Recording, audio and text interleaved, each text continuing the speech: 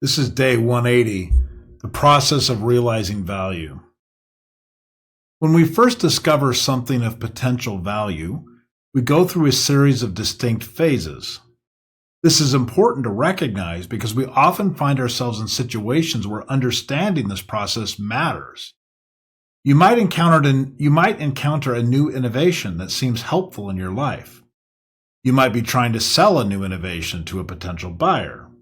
You might even be responsible for implementing a new innovation at your company. The ability to diffuse innovation into our lives and the lives of others has become a core skill in today's new world. New innovations are arriving at such a rapid pace that we would all benefit from becoming more adept at how these tools are adopted and then integrated. I've noticed 4 recurring phases when someone is exposed to a new innovation: awareness, frustration, exploration, and then finally commitment. To explain these 4 phases, I'll use a relevant example: integrating a large language model or an LLM into your daily life. So, awareness. You might become aware that a tool like an LLM such as ChatGPT could potentially improve some part of your life. You've heard the buzz, maybe even seen a few impressive demos. You're unsure of what's real and what's just hype, but it catches your attention. So you decide to try it. You sign up for a subscription, or maybe explore a tool like Canva, Evernote, Gmail, whatever, something that has AI features baked in. You dabble around, and now you can officially claim that you're quote-unquote using AI. But then frustration comes. You forget how to use it effectively. When you do try, the results are not quite right and they're never consistent. Sometimes the output is off base or even absurd.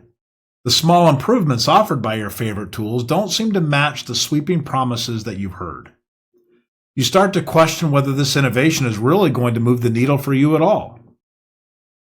Then, if you survive that, you then get to exploration. So that means, assuming you haven't given up, you begin to explore more deeply. You consider that maybe a general purpose tool just won't cut it. You'll need something more tailored to your work. You start researching custom solutions, perhaps even think about taking a course or maybe even hiring help. But there's hesitation. You don't want to sink time and money into something that might not pay off. So you begin exploring cautiously, looking for just the right fit. If you survive that stage, then you get to commitment. Eventually you cross this threshold.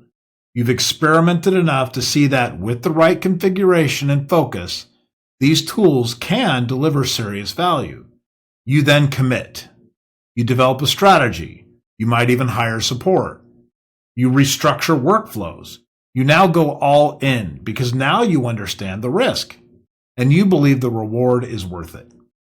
It seems only those who reach this commitment stage experience the full value of an innovation, LLMs included.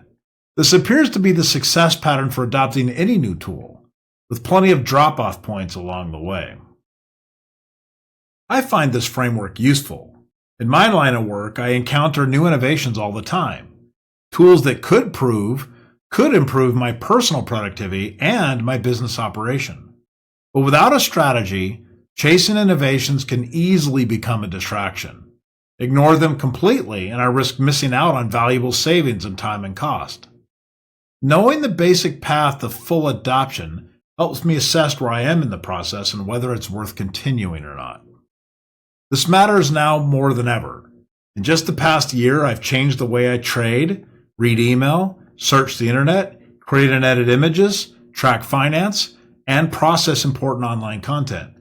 Each of these transformations went beyond just dabbling. They involved deep integration into my daily routine. And that only happened because I followed the full journey all the way to commitment.